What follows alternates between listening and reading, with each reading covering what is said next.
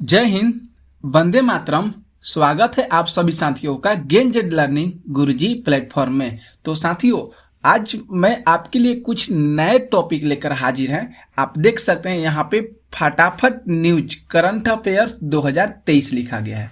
मतलब क्या हुआ कि यहाँ पे हम लोग जो बात करेंगे जनवरी से लेकर मार्च तक जितने सारी जो घटनाएं घटी है फिलहाल में, उसी के बारे में हम लोग आज की क्लास में चर्चा करेंगे। तो ये क्लास जो है जितने सारे साथी तैयारी करते हैं उनके लिए जो है बहुत आवश्यक है। तो आप लोग आज की क्लास को जरूर देखिएगा और इस चैनल पर विजिट किए हैं तो प्लीज़ आप लोग चैनल को जरूर सब्सक्राइब कर लीजिएगा।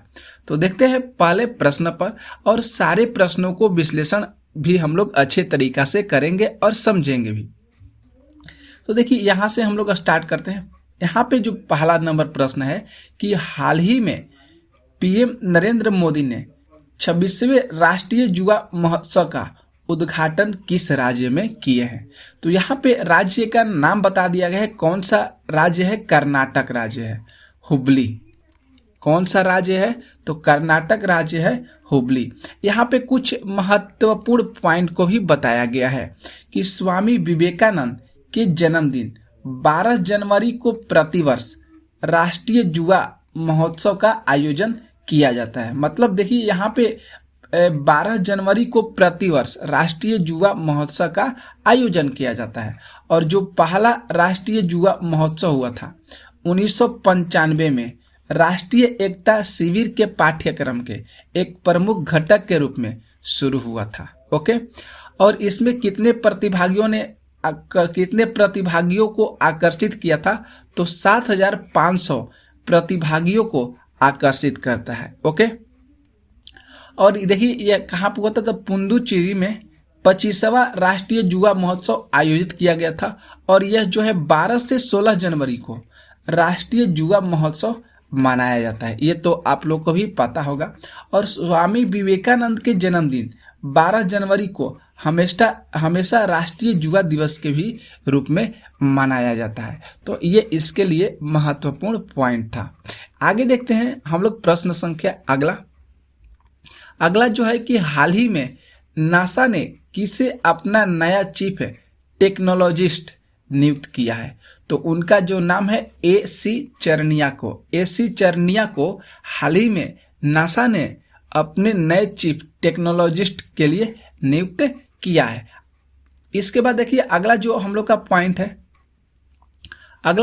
है कि हाल ही में हेनली पासपोर्ट इंडेक्स 2023 जारी किया गया है। इसमें भारत की रैंक क्या है? बहुत अच्छा प्रश्न है। हेनली पासपोर्ट इंडेक्स जो 2023 में जारी किया गया है, तो इसमें भारत का रैंक पूछा गया है कितना है? तो 85वां रैंक है। कितना रैंक है? तो 85 रैंक है। ओके, तो देखिए अब यहाँ पे बताया गया है जो पॉइंट है कि हेनली पासपोर्ट सूचकांक 2023 के अहम बिंदु जो भारत के रैंकिंग में वर्तमान तिमाही में 7 अंकों का सुधार हुआ है। अगर वर्तमान तिमाही की बात करें तो इसमें जो रैंकिंग है भारत का, इसमें 7 अंकों का सुधार हुआ है। और वर्ष 2021 के 90वें स्थान की तुलना में इस वर्ष जो है भारतीय पासपोर्ट को 85वां स्थान दिया गया है। बहुत अच्छा ये प्रश्न है और इम्पोर्टेंट भी है प्रश्न। इसके बाद देखिए अगला जो यहाँ पे प्रश्न का है कि हाल ही में फिल्म RRR के सॉन्ग नाटू नाटू को golden globe best song award मिला है। इस गाने को किसने कंपोज किया? बहुत ये भी प्रश्न अच्छा है। तो यहाँ पे इस गाने को जो कंपोज किया गया है M कीरावनी ने, M कीरावनी के द्वारा जो है ये जो फिल्म का नाम है RRR के सॉन्ग नाटू नाटू को कंपोज किया गया है। ओके, अब यहाँ पे देखिए कुछ पॉइंट बता दे रहे हैं। जो नाटू नाटू गाने को M कीरावनी ने कंपोज किया है और इसमें चंद्रा बोस ने इसके लिरिक्स लिखे हैं। लिरिक्स लिखने वाले कौन है? तो चंद्रा बोस हैं। इस गाने को आवाज दी है और सिपलीगुंज और काला भैरवा ने ये सॉन्ग हिंदी में नाचू नाचू टाइटल के साथ रिलीज किया है। तो ये दोनों जो है आपको नाम जरूर याद करना होगा। ये नाम को भी पूछा जा सकता है। इसमें रामचरण और जूनियर एनटीआर ने जबरदस्त डांस किया है। इसमें रामचरण और जो जूनियर एनटीआर है इन्होंने इसमें डांस किया है। ओके, तो जरूर आप लोग याद कीजिएगा। जो RRR सॉन्ग है नाटू नाटू, इसमें जो बेस्ट सॉन्ग अवार्ड मिला है और इस गाने को कंपोज किया है MM कीरावानी ने। आगे देखते हैं। अगला जो यहाँ पे पॉइंट है कि हाल ही में भारत के किस खिलाड़ी ने रणजी ट्रॉफी इतिहास का अब तक का दूसरा सबसे बड़ा स्कोर बनाया है? तो उसका नाम क्या है? पृथ्वी शॉ। पृथ्वी शॉ जो है इन्होंने रणजी ट्रॉफी इतिहास का अब तक का सबसे दूसरा बड़ा स्कोर बनाया है। अब देखिए यहाँ पे बताया गया है कि मुंबई के सलामी बल्लेबाज पृथ्वी शॉ ने रणजी ट्रॉफी इतिहास का दूसरा सबसे बड़ा स्कोर बना दिया है और असम के विरुद्ध ग्रुप बी के मुकाबले में 240 के पहले दिन के स्कोर से अपनी पारी को आगे बढ़ाते हुए उन्होंने कितने गेंदों में? तो 99 गेंदों पर 139 रन बनाए हैं। 99 गेंदों पर 139 रन बनाए हैं। तो यहाँ पे आप लोग पृथ्वी शॉ का नाम जरूर याद कीजिएगा। आगे आते हैं प्रश्न पे। अगला जो यहाँ पे पॉइंट बोला गया है कि हाल ही में किसे दोबारा से BCCI की all India senior selection committee का अध्यक्ष चुना गया है? ये भी प्रश्न बहुत अच्छा है। तो यहाँ पे किसे चुना गया है? तो चेतन शर्मा को चुना गया है। किसे चुना गया है? तो चेतन शर्मा को चुना गया है। तो यहाँ पे कुछ महत्वपूर्ण पॉइंट की ओर रुख कर लेते हैं। जो बताया गया है कि भारतीय क्रिकेट कंट्रोल बोर्ड ने चेतन शर्मा को फिर से सीनियर पुरुष टीम के चयन समिति का अध्यक्ष चुना है और BCCI ने शनिवार को इसकी जानकारी दी और बोर्ड ने कहा कि शिव सुंदर दास, सुब्रतो बनर्जी, सलील अंकोला और श्रीधर शरद जो है ये चयन समिति के अन्य सदस्य भी चुने गए हैं। तो इन सारे जो व्यक्ति हैं इनका नाम आप लोग को जरूर याद करना होगा। ओके, आगे देखते हैं। अगला पॉइंट हम लोग आते हैं। अगला जो पॉइंट है कि हाल ही में भारत का कौन सा राज्य देश का पहला फुल डिजिटल बैंकिंग वाला राज्य बना है? यह भी प्रश्न बहुत अच्छा है। भारत का कौन सा राज्य जो देश का पहला फुल डिजिटल बैंकिंग वाला राज्य बना है? तो उस राज्य का क्या नाम है? तो केरल राज्य है। उस राज्य का क्या नाम है? तो केरल राज्य है। आप देख सकते हैं यहाँ पे कि यहाँ पे स्क्रीन देख सकते हैं, यहाँ पे यही केरल राज्य है। ओके, यही चीज यहाँ पे बताया गया है कि जो केरल देश का ऐसा पहला राज्य बन गया है जहां अब तक पूरी तरह से बैंकिंग सेक्टर डिजिटल हो गया है। केरल राज्य जो है वहां पे पूरी तरह से बैंकिंग सेक्टर पूरा चीज डिजिटल हो गया है और इस बात को लेकर खुद मुख्यमंत्री पिनाराई विजयन, जो केरल के मुख्यमंत्री कौन है?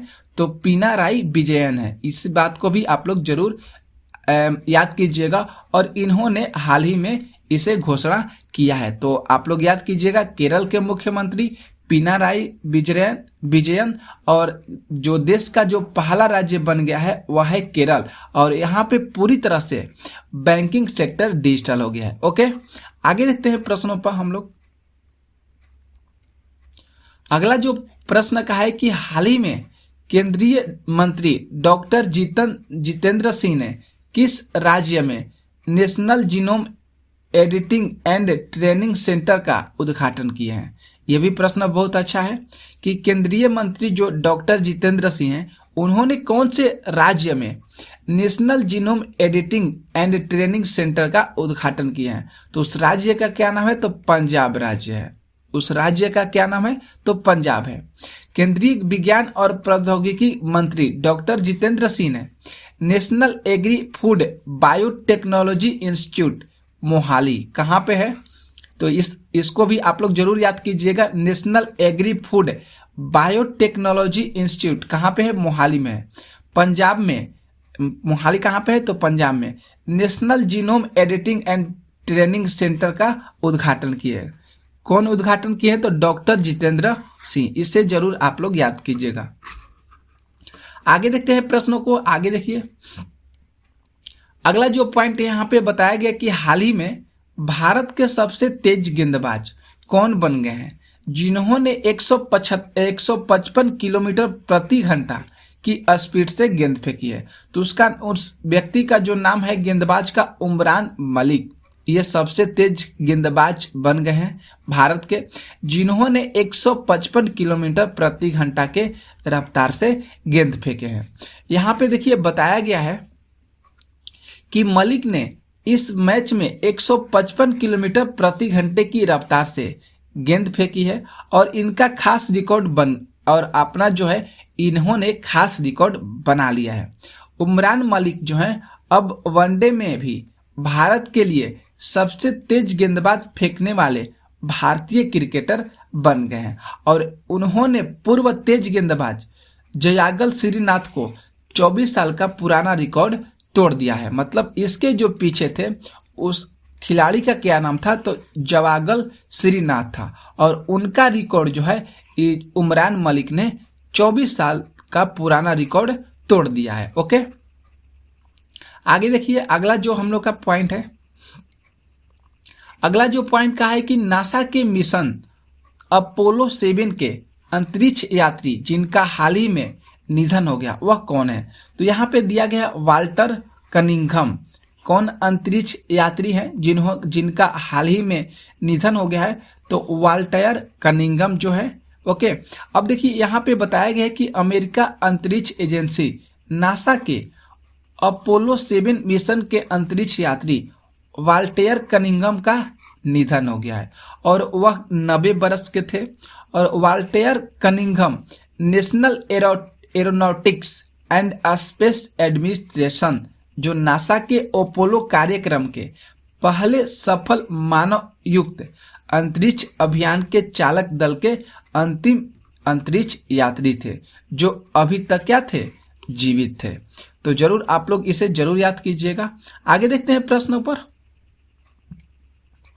अगला जो पॉइंट कर रहा है कि हाल ही में एनटीपीसी ने ग्रीन हाइड्रोजन ब्लेंडिंग प्रोजेक्ट की शुरुआत किस राज्य में की है? तो उस राज्य का क्या नाम है? तो गुजरात राज्य में शुरू किया गया है। एनटीपीसी ने ग्रीन हाइड्रोजन ब्लेंडिंग प्रोजेक्ट को गुजरात राज्य में शुरू किया है, जो भारत की पहली हरित हाइड्रोजन मिश्रण परियोजना की शुरुआत जो है गुजरात के कवास टाउनशिप में शुरू हुआ है और यह जो है पूरी तरह से H2NG मतलब प्राकृतिक गैस की आपूर्ति करने के लिए तैयार किया गया है।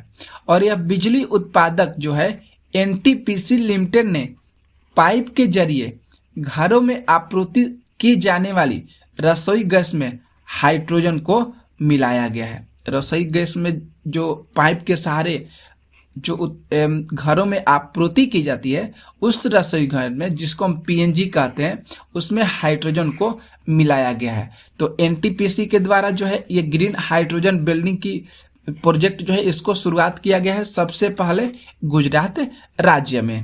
आगे देखते हैं प्रश्न पे। अगला जो यहाँ पे पॉइंट बोला है कि हाल ही में सियाचिन बैटल फील्ड में तैनात होने वाली भारत की पहली महिला आर्मी ऑफिसर कौन बनी है? तो उनका नाम जरूर आप लोग के ध्यान पे आना चाहिए, कैप्टन शिवा चौहान। पहली आर्मी ऑफिसर कौन बनी है? तो कैप्टन शिवा चौहान। जो कैप्टन शिवा चौहान है यह दुनिया के सबसे ऊंचे युद्ध क्षेत्र सियाचिन ग्लेशियर में तैनात होने वाली पहली महिला अधिकारी बनी है। सियाचिन ग्लेशियर में तैनात होने वाली पहली महिला अधिकारी बनी है और कैप्टन शिवा चौहान को उम्मीद है कि उनकी इस उपलब्धि के बाद भी और बहुत सारी लड़कियां जो है भारतीय सेना में शामिल होगी। तो ये भी प्रश्न बहुत अच्छा है, बहुत इंपॉर्टेंट ये भी प्रश्न है। आगे देखते हैं प्रश्न संख्या अगला हम लोग देख लेते हैं। अगला जो प्रश्न यहाँ पे बताया गया है कि हाल ही में राष्ट्रीय सांख्यिकी कार्यालय ने जीडीपी का पहला अग्रिम अनुमान जारी किया। इसके अनुसार वित्त वर्ष 2022 से 23 में भारतीय अर्थव्यवस्था में कितने प्रतिशत की दर से वृद्धि होने का अनुमान है। यह भी प्रश्न बहुत अच्छा है। तो यहाँ पे कितने प्रतिशत की वृद्धि होने का अनुमान है, तो 7%। कितना प्रतिशत, तो 7% होने का अनुमान है। तो यहाँ पे बताया गया है कि 5 वर्ष 2022 से 23 में, 5 वर्ष नहीं, यहाँ पे वर्ष होगा, वर्ष 2022 से 23 में मौजूदा कीमतों पर नामात्र जीडीपी या सकल घरेलू उत्पाद का जो अनुमान लगाया गया है 273.8 लाख करोड़ है। जबकि बात किया जाए 2021 से 22 के लिए जो सकल घरेलू उत्पाद के लिए जो अंतिम अनुमान लगाया गया था वह 236.65 लाख करोड़ था। अब यहाँ पे देखिए 2022 से 23 में 273.8 लाख करोड़ है और 2021 से 22 में 236.65 लाख करोड़ है। अब आगे कह रहा है कि यहाँ पे 31 मई 2022 को यह जारी किया गया और इसमें देखा गया कि 2022 से 23 के दौरान नॉमिनल जीडीपी में 19.5% की वृद्धि रहने का अनुमान है। तो 7% जरूर वृद्धि हुआ है, इस चीज को आप लोग जरूर ख्याल कीजिएगा। आगे देखिए प्रश्न यहाँ पे बताया गया है, कहा गया कि हाल ही में अमूल के चेयरमैन के रूप में किसे नियुक्त किया गया है। अमूल के चेयरमैन के रूप में हाल ही में किसे नियुक्त किया गया है, तो श्यामल भाई बी पटेल को अमूल के चेयरमैन के रूप में नियुक्त किया गया है। इसे जरूर याद कीजिएगा, श्यामल भाई बी पटेल को। ओके, इसके बाद देखिए अगला जो हम लोग का पॉइंट है, अगला जो पॉइंट है कि भारत के 74वें गणतंत्र दिवस समारोह के मुख्य अतिथि अब्देल फतह अल सीसी किस देश के राष्ट्रपति बने हैं। अब्देल फतह अल सीसी जो है ये किस देश के राष्ट्रपति बने हैं, तो मिस्र देश के राष्ट्रपति बने हैं 74वें गणतंत्र दिवस समारोह के अंतर्गत।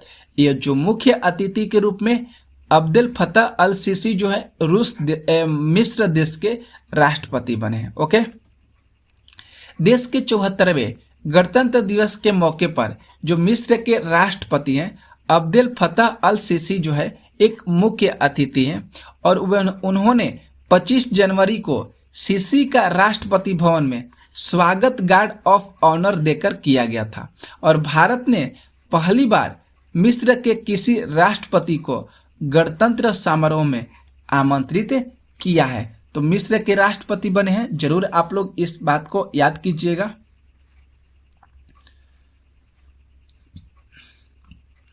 अगला देखते हैं पॉइंट पर हम लोग आते हैं, कौन सा देश अपने 75वें स्वतंत्रता दिवस पर भारत के पहले पीएम जवाहरलाल नेहरू के चित्र सहित डाक टिकट जारी करेगा। बहुत अच्छा ये भी प्रश्न है, 75वें स्वतंत्रता दिवस पर पूछा गया है कि जो पहले पीएम जो थे जवाहरलाल नेहरू के चित्र सहित डाक टिकट जारी करेगा, तो उस देश का कौन नाम क्या है, तो श्रीलंका देश है। उस देश का क्या नाम है, तो श्रीलंका देश है। यहाँ पे बताया गया है कि 75वें स्वतंत्रता दिवस पर भारत के पहले पीएम जो जवाहरलाल नेहरू के चित्र सहित डाक टिकट जारी करेगा और भारत के 75वें राष्ट्रीय स्वतंत्रता दिवस समारोह के हिस्से के रूप में श्रीलंका ने एक स्मारक डाक टिकट जारी करने का फैसला किया है, जिसमें भारत के पहले प्रधानमंत्री जवाहरलाल नेहरू का चित्र जो है उसमें शामिल रहेगा। ओके, 75वें स्वतंत्रता दिवस पर। आगे देखिए अगला जो हम लोग का पॉइंट है, अगला जो पॉइंट यहाँ पे बताया गया है कि भारत ने हाल ही में एशियन पैसिफिक पोस्टल यूनियन की अध्यक्षता ग्रहण की है। इसका मुख्यालय कहाँ पे है, ये भी प्रश्न बहुत अच्छा है। तो इसका मुख्यालय कहाँ पे है, तो बैंकॉक जो थाईलैंड है यहाँ पे इसका मुख्यालय है। इसका मुख्यालय कहाँ पे है, तो बैंकॉक जो थाईलैंड में है। ओके, भारत ने इस महीने से एशियाई प्रशांत डाक संघ का नेतृत्व संभालेगा और इसका मुख्यालय बैंकॉक में है जो थाईलैंड में है। और अगस्त सितंबर 2022 के दौरान बैंकॉक में आयोजित 13वीं APPU कांग्रेस के दौरान हुए सफल चुनावों के बाद जो डाक सेवा बोर्ड के जो पूर्व सदस्य कौन है तो डॉक्टर विनय प्रकाश सिंह को 4 वर्षों के कार्यकाल के लिए संघ के महासचिव का पदभार संभालेंगे। 4 वर्षों के कार्यकाल के लिए ये संघ के महासचिव का पदभार संभालेंगे डॉक्टर विनय प्रकाश सिंह। ओके, आगे देखिए अगला जो पॉइंट यहाँ पे बताया गया है कि हाल ही में भारत के G20 प्रेसिडेंसी के तहत देश में पहली ग्लोबल टूरिज्म समिट का आयोजन कब किए जाने की घोषणा की गई है। बहुत अच्छा ये भी प्रश्न है कि हाल ही में भारत की G20 प्रेसिडेंसी के तहत देश की पहली ग्लोबल टूरिज्म समिट का आयोजन कब किए जाने की घोषणा की गई है। तो 10 से 12 अप्रैल 2023 को इसकी घोषणा मतलब आयोजन करने की घोषणा करना है। भारत के G20 अध्यक्षता को लेकर भारत सरकार का पर्यटन मंत्रालय जो है जिसको हम मिनिस्ट्री ऑफ टूरिज्म कहते हैं वह 10 से 12 अप्रैल 2023 को नई दिल्ली में देश का पहला वैश्विक पर्यटन शिखर सम्मेलन का आयोजित किया जाएगा जिसमें सभी G20 सदस्य देश को भाग लेने के लिए आमंत्रित किया जाएगा। देश के सभी भागों को आमंत्रित किया जाएगा। तो इस चीज को आप जरूर याद कीजिएगा। अगले देखिए अगला पॉइंट हम लोग का क्या कह रहा है। अगला जो पॉइंट है कि हाल ही में भारत के किस राज्य ने देश का पहला झुग्गी मुक्त राज्य बनने का महत्वाकांक्षी लक्ष्य पूरा कर लिया है। तो उस राज्य का क्या नाम है? उड़ीसा, जिन्होंने झुग्गी मुक्त राज्य बनने का महत्वाकांक्षी लक्ष्य पूरा कर लिया है उड़ीसा। क्योंकि उड़ीसा के जो अभी मुख्यमंत्री हैं वह है नवीन पटनायक। उड़ीसा के मुख्यमंत्री अभी कौन है? तो नवीन पटनायक, जिन्होंने राज्य सरकार ने भारत में पहला झुग्गी मुक्त राज्य बनाने का महत्वाकांक्षी लक्ष्य को पूरा किया है। कौन सा राज्य है? तो उड़ीसा। उड़ीसा के जो मुख्यमंत्री कौन है? नवीन पटनायक। आगे देखिए पॉइंट, अगला पॉइंट हम लोग आते हैं। अगला जो पॉइंट कर रहा है कि 15 जनवरी 2023 को 71वें मिस यूनिवर्स की विजेता घोषित की गई है। कौन है?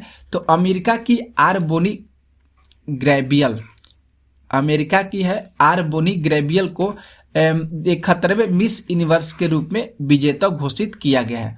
उड़ीसा के जो मुख्यमंत्री हैं ये तो नहीं है साथियों, ये तो उड़ीसा वाला है, ठीक है। तो आप लोग जरूर इसे याद कीजिएगा। अमेरिका की जो आर बोनी ग्रेबियल है इनको 71वें मिस यूनिवर्स के रूप में विजेता घोषित किया गया है। आगे देखिए यहाँ पे अगला जो पॉइंट है कि 12 जनवरी 2023 को पूर्व केंद्रीय मंत्री शरद यादव का निधन हो गया है। वह लोकसभा और राज्यसभा मिलाकर कुल कितनी बार सांसद बने थे? तो कितनी बार सांसद बने थे? तो 10 बार सांसद बने थे। कितनी बार सांसद बने थे? तो 10 बार सांसद बने थे। अब देखिए अगला जो हम लोग का पॉइंट है कि 11 जनवरी 2023 को पुरुषों का 15वां हॉकी विश्व कप 2023 का उद्घाटन किया गया है। यह भी अच्छा प्रश्न है कि 11 जनवरी 2023 को पुरुषों का 15वां हॉकी विश्व कप 2023 का उद्घाटन हुआ है। कहाँ पे? तो बाराबती स्टेडियम। कहाँ पे है? तो कटक में है। बाराबती स्टेडियम है कहाँ पे? कटक में। आप यहाँ पे देख सकते हैं। कटक कहाँ पे है? तो उड़ीसा में। ये बाराबती स्टेडियम है, ये बाराबती स्टेडियम है जो कि भारत के उड़ीसा राज्य में स्थित है। ये फुटबॉल के लिए भी बहुत मशहूर है और क्रिकेट दोनों के लिए मशहूर है। कौन सा? तो बाराबती स्टेडियम जो कटक में है। यहाँ पर भी उसी बात को बताया गया कि बाराबती स्टेडियम भारत के उड़ीसा राज्य में स्थित है और ये क्रिकेट और फुटबॉल का मैदान है, दोनों के लिए मैदान है। आगे देखते हैं प्रश्न। अगला जो पॉइंट है कि 8 से 10 जनवरी 2023 तक 17वें प्रवासी भारतीय दिवस सम्मेलन का आयोजन किया गया है। 17वें प्रवासी भारतीय दिवस सम्मेलन का आयोजन किया गया है। कौन से राज्य में? तो देखिए यहाँ पे मध्य प्रदेश में है, इंदौर शहर में किया गया है। मध्य प्रदेश के इंदौर शहर में 17वें प्रवासी भारतीय दिवस सम्मेलन का आयोजन किया गया है। यहाँ पे बताया भी गया है कि 17वें प्रवासी भारतीय दिवस सम्मेलन जो है मध्य प्रदेश सरकार के साथ साझेदारी में 8 से 10 जनवरी 2023 तक इंदौर में आयोजित किया जा रहा है। और इस पीबीडी सम्मेलन का जो मुख्य विषय माना गया है कि प्रवासी जो है अमृत काल में भारत की प्रगति में विश्वसनीय भागीदार रहे। इसका जो विषय है, थीम है कि अमृत काल में भारत की प्रगति में विश्वसनीय भागीदारी, जिसमें लगभग 70 विभिन्न देशों के 3500 से अधिक प्रवासी सदस्यों ने पीबीडी सम्मेलन के लिए पंजीकरण कराया है। मतलब 70 देशों ने 3500 से अधिक प्रवासी सदस्यों ने पीबीडब्ल्यू सम्मेलन का पंजीकरण कराया है, मतलब इसका पंजीकरण कराया है। ओके, आगे देखते हैं प्रश्न। अगला जो यहाँ पे पॉइंट का है कि 1 जनवरी 2023 को वह देश जो यूरोजोन में शामिल होने वाला 20वां देश बन गया है। कौन सा देश है? 1 जनवरी 2023 को वह देश जो यूरोजोन में शामिल होने वाला 20वां देश बन गया है। कौन सा है? तो क्रोएशिया है। कौन सा है? तो क्रोएशिया है। और जो क्रोएशिया है वह 1 जनवरी 2023 से पासपोर्ट मुक्त शोंगन क्षेत्र में शामिल हो गया है। वहीं जो है यूरोजोन शामिल होने वाला है, जिसके बाद उसने यूरो को अपनी मुद्रा के रूप में अपना लिया। यूरो को अपनी मुद्रा के रूप में अपना लिया है, जिसमें 40 लाख की आबादी वाले क्रोएशिया ने अपना क्रूना मुद्रा को अलविदा कह दिया है और यूरो को अपना लिया। उनका जो पहले जो था क्रोएशिया का पहले मुद्रा था क्रूना मुद्रा था, कुन्ना मुद्रा, माफ कीजिए, कुन्ना मुद्रा। अब उसने यूरो मुद्रा को अपना लिया है, इसे जरूर याद कीजिएगा। और इसी के साथ यूरोजोन का 20वां सदस्य जो है देश ये बन गया है। कौन सा? तो 20वां सदस्य बन गया है। आगे अगला हम लोग पॉइंट पे आते हैं। अगला जो पॉइंट है कि हाल ही में राष्ट्रीय स्वास्थ्य प्राधिकरण के निर्देशक के रूप में किसे नियुक्त किया गया है? तो प्रवीण शर्मा को किया गया है। देख सकते हैं आप, नेशनल हेल्थ एजेंसी, यहाँ पे बताया गया है नेशनल हेल्थ एजेंसी, इन्हीं को प्रवीण शर्मा के रूप में नियुक्त किया गया है। और यहाँ पे प्रवीण शर्मा को राष्ट्रीय स्वास्थ्य प्राधिकरण के निर्देशक के रूप में नियुक्त किया गया है। और प्रवीण शर्मा को स्वास्थ्य और परिवार कल्याण मंत्रालय के तहत राष्ट्रीय स्वास्थ्य प्राधिकरण, जिसको हम आयुष्मान भारत डिजिटल मिशन जानते हैं, इसके निर्देशक के रूप में इनको नियुक्त किया गया है। आयुष्मान भारत डिजिटल मिशन जो राष्ट्रीय स्वास्थ्य प्राधिकरण है, इससे किनको नियुक्त किया गया है? तो प्रवीण शर्मा को नियुक्त किया गया। आगे देखिए, यह भी प्रश्न बहुत अच्छा है। हाल ही में मानव सेवा के लिए बहरीन का IS अवार्ड किसे प्रदान किया गया है? बहरीन का IS अवार्ड किसे प्रदान किया गया है? तो डॉक्टर संदूक रोइट को हाल ही में मानव सेवा के लिए बहरीन का जो है IS अवार्ड प्रदान किया गया। आप देख सकते हैं यहाँ पे उनका फिगर है, ये डॉक्टर संदूक रोइट का, यहाँ पे देख लीजिए डॉक्टर संदूक रोइट का फिगर है। और यहाँ पे बताया गया है कि हिमालयन मोतियाबिंद परियोजना के जो सह संस्थापक हैं और प्रख्यात नेपाली नेत्र रोग के विशेषज्ञ डॉक्टर संदूक रोइट ने मानवता की सेवा के लिए IS पुरस्कार 2021 से 22 जीता है, जो बहरीन का एक शीर्ष नागरिक पुरस्कार भी है, जो बहरीन का एक शीर्ष नागरिक पुरस्कार भी है। तो यहाँ से भी प्रश्न पूछा जा सकता है कि हिमालयन मोतियाबिंद परियोजना के जो सह संस्थापक है उनका क्या नाम है, या कह सकते हैं प्रख्यात नेपाली नेत्र रोग विशेषज्ञ है, उनका क्या नाम है? तो आप लोग का नाम याद करना होगा, डॉक्टर संदूक रोइट। ओके, आगे देखते हैं अगला हम लोग का जो प्रश्न है। अगला जो प्रश्न है कि हाल ही में किसे भारत का उपराष्ट्रीय सुरक्षा सलाहकार नियुक्त किया गया है? हाल ही में किसे भारत का उपराष्ट्रीय सुरक्षा सलाहकार नियुक्त किया गया है? तो पंकज कुमार सिंह को नियुक्त किया गया है।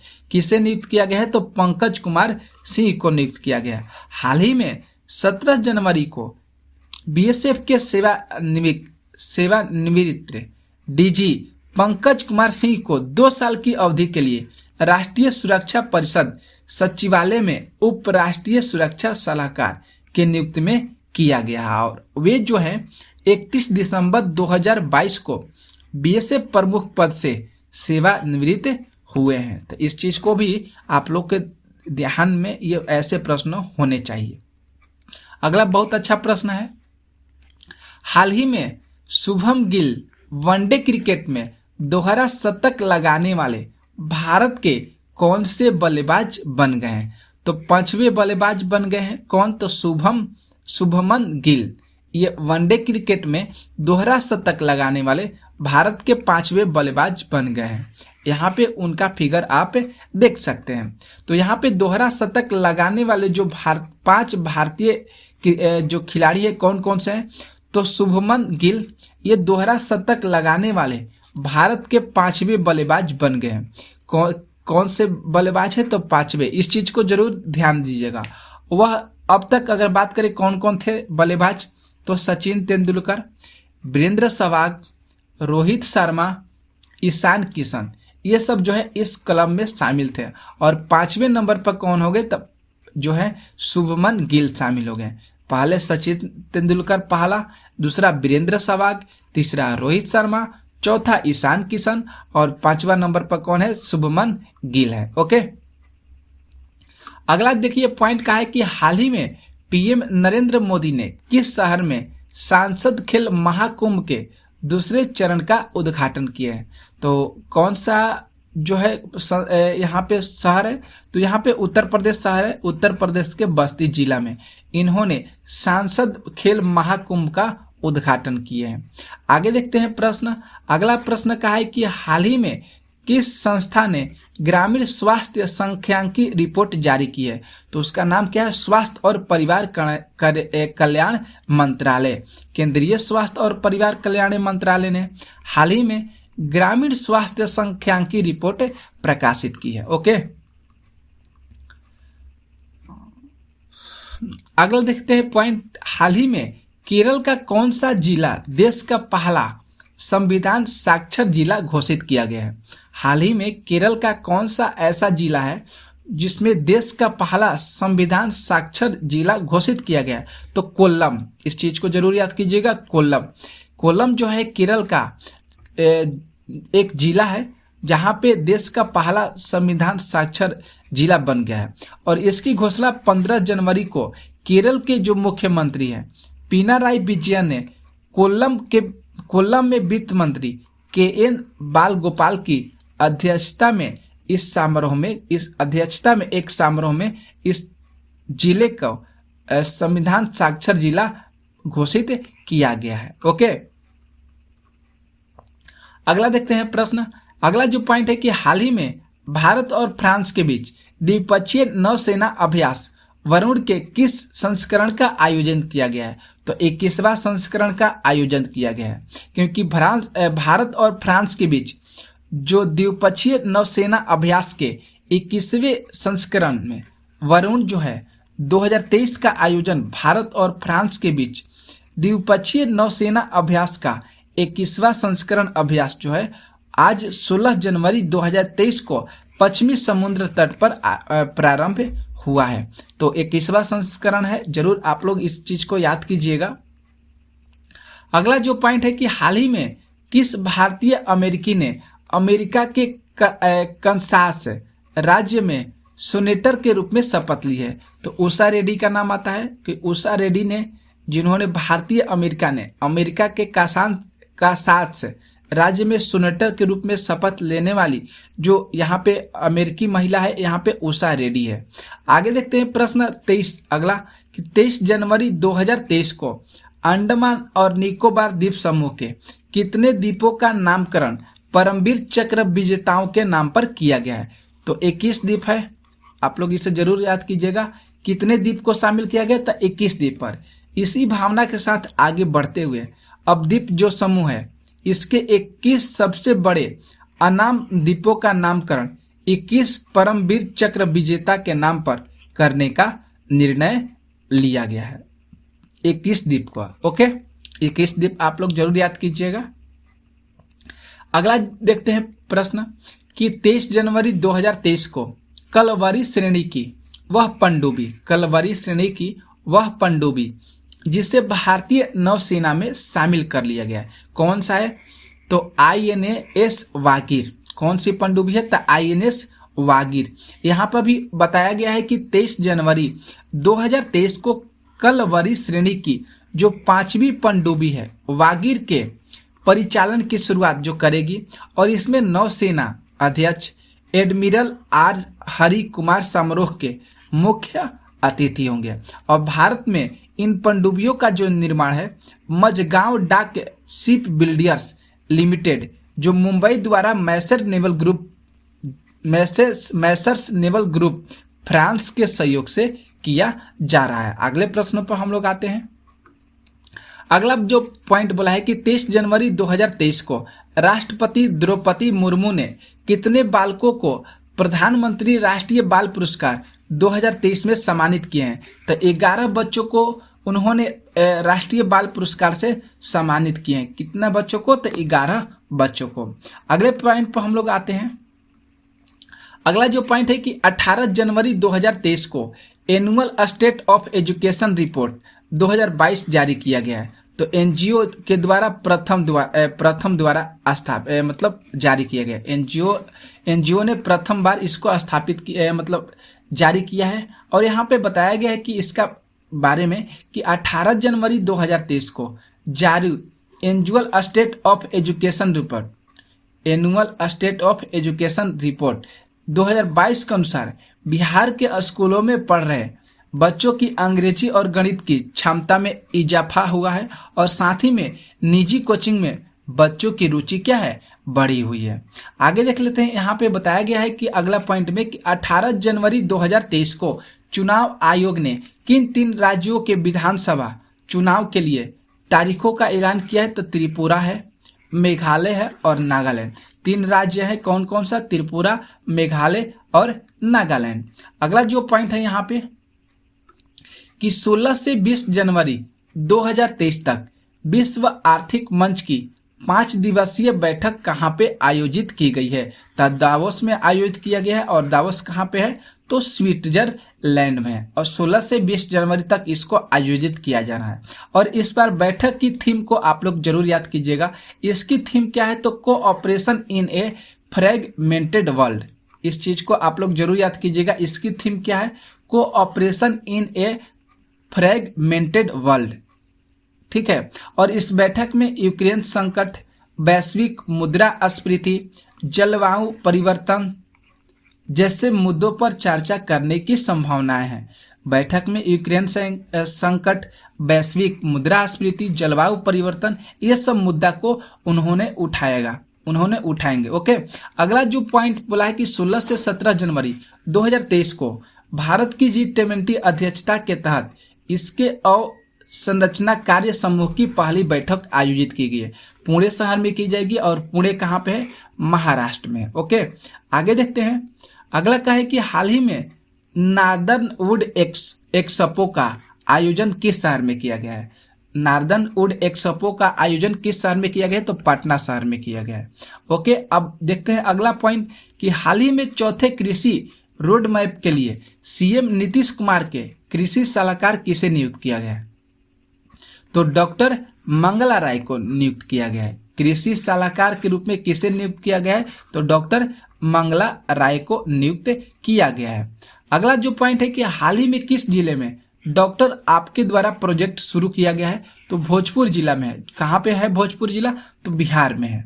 अगला देखते हैं आज की क्लास का सबसे लास्ट प्रश्न कि बिहार शहरी अवसंरचना विकास निगम नमामि गंगे योजना के तहत राज्य के कितने शहरों में भूगर्भ जल को स्वच्छ करेगा?